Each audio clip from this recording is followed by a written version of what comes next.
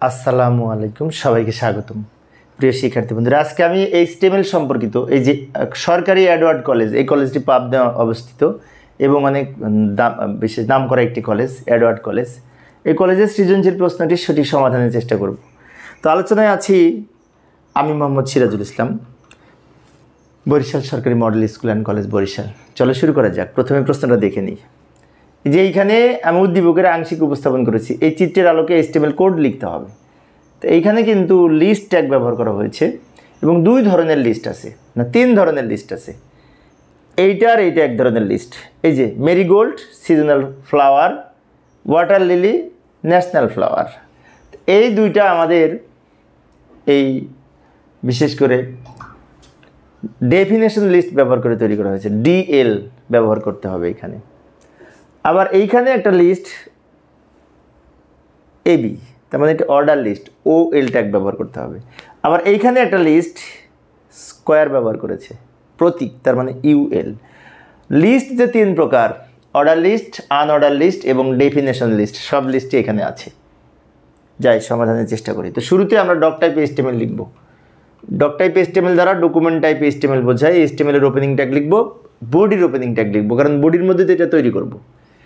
এরপরে আমরা লিস্ট তৈরি করার জন্য কোন ট্যাগ ব্যবহার করব? প্রথমে কিন্তু ডেফিনেশন লিস্ট। ডেফিনেশন লিস্ট শুরুতে ডিএল লিখব, শেষেও ডিএল লিখব। এই যে শুরুতে ডিএল লিখলাম, শেষে আবার ডিএল লিখব।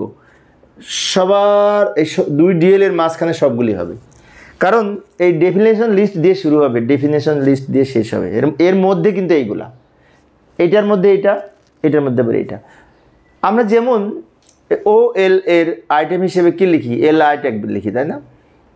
আচ্ছা, আবার ইউএল এরও এল আই লিখি। বাট ডেফিনেশন লিস্টের দুইটা আমাদের এইখানে এই টার্ম এবং ডেসক্রিপশন হিসেবে লিখতে হবে। এই মেরিগোল্ডের পাশে লিখব ডিটি, এটার পাশে লিখব ডিডি। এই যে ডিটি ওপেন ডিটি ক্লোজ, মাঝখানে লিখলাম মেরিগোল্ড। আর ডিডি ওপেন ডিডি ক্লোজ, মাঝখানে লিখব সিজনাল ফ্রুট। ডিডি ক্লোজটা পরে করলেও হবে, তার কারণ এটার মধ্যে যেহেতু এটা আছে। এখন ডিএল এর পূর্ণরূপ হচ্ছে ডেফিনেশন লিস্ট, ডিটি এর পূর্ণরূপ হচ্ছে ডেফিনেশন টার্ম, ডিডি এর পূর্ণরূপ হচ্ছে definition description. Definition list, definition term, definition description. প্রথমে যেটি থাকবে তার পাশে হবে ডিটি, শেষে যেটি থাকবে তার পাশে হবে ডিডি। ডিএল, ডিটি, ডিডি মনে রাখবো অবশ্যই। এইবার এর অধীনে আবার আর একটা লিস্ট, অর্ডার লিস্ট। ও এল টাইপ সমান এ লিখলাম, কারণ এ বি দিয়ে শুরু। এবং এইখানে ইয়েলোর দুই পাশে এল আই, রেডের দুই পাশে এল আই, শেষে ও এল ক্লোজ করলাম। ফলে আর একটা লিস্ট তৈরি হলো, একটা লিস্টের মধ্যে আর একটা লিস্ট, যাকে নেস্টেড লিস্ট বলে, তাই না? ওকে, এরপরে আবার এই ধরনের আর একটা সেট হবে। তাহলে ওয়াটার লিলির পাশে কী লিখব? ডিটি, ডিডি ক্লোজ করে দিলাম। আচ্ছা, এখানে জায়গা হবে না, পরে পেজে যায়, আর একটা সেট হবে, জায়গা হবে না, পরে পেজে যায়।